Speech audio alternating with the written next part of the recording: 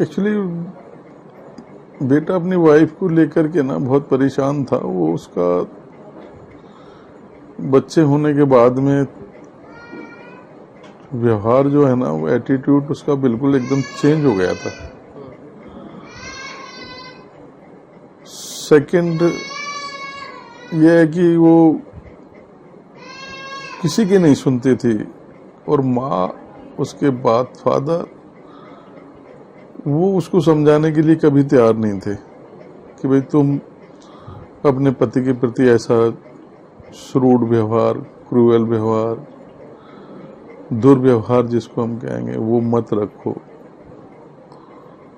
उसने उसको कंटिन्यू रखा था उसके साथ। अब जैसा हमको पता चला, वो लगभग 2-3 महीने से बहुत ज़्यादा डिप्रेस था, बहुत ज़्यादा परेशान था। उसने अपनी सिस्टर को भी कहा, मेरी बेटी विधि भी वहीं रहती है डिफेंस कॉलोनी, अपनी मदर को भी खूब कहा। इन लोगों ने मुझे नहीं बताया। मैं बीच में भी अभी इनको समझा के आया था। बस अमन बार बार यही कहता था कि मैं इतना परेशान हूँ इन दोनों बहनों से, मेरी पत्नी से, और उसकी जो बड़ी बहन है वो इंडियन एडमिनिस्ट्रेटिव सर्विसेज में IAS ऑफिसर है, वो जम्मू लगी हुई है, वो अक्सर दिल्ली ही रहती है, और उसने भी अपने पति को छोड़ा हुआ है। और वो ये दोनों ही आपस में मिलके इसको परेशान करते थे, और इसको इस कदर टॉर्चर कर रखा था कि ये इसको सिवाय सुसाइड करने के अलावा इसके पास दूसरा कोई चारा ही नहीं था।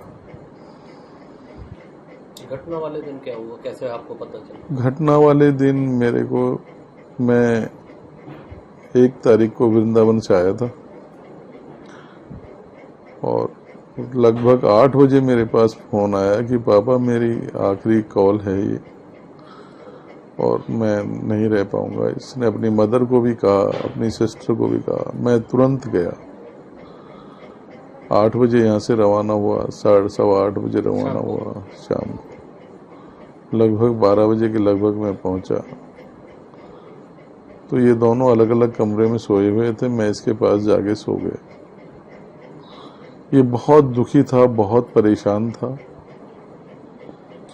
बहुत टॉर्चर्ड था उससे, बहुत डरा हुआ था उससे।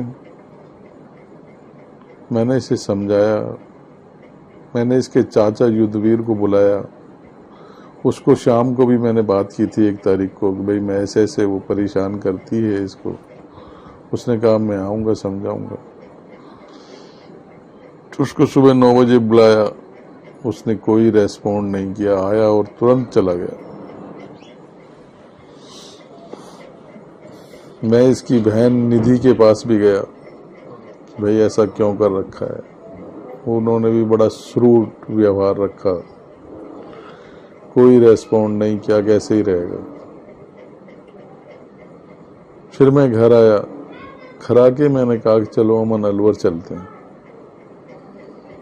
बोला पापा एक बार मैं स्वाति से बात कर लेता हूँ, आप यहाँ बैठो लॉबी में। मैं वहां पर बैठ गया। इन्होंने रूम की कुंडी लगा ली। अंदर ही एक टॉयलेट था जो अटैच्ड।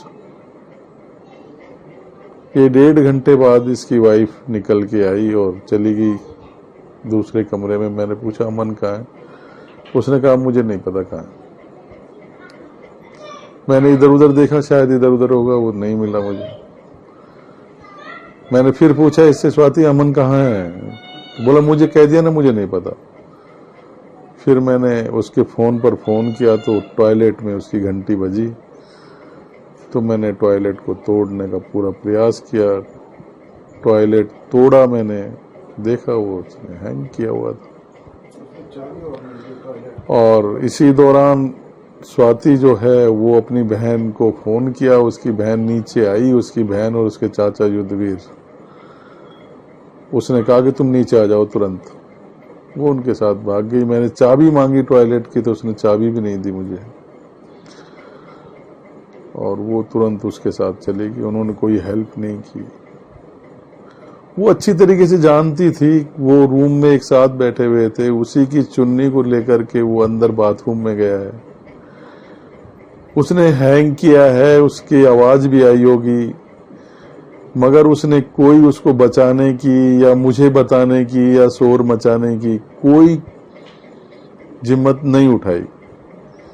और वो अच्छी तरीके से जानती थी कि ये आदमी सुसाइड कर रहा है और मैंने इसको मजबूर किया है इस सुसाइड करने के लिए। और उस व्यक्ति ने सुसाइड कर लिया बेटे ने,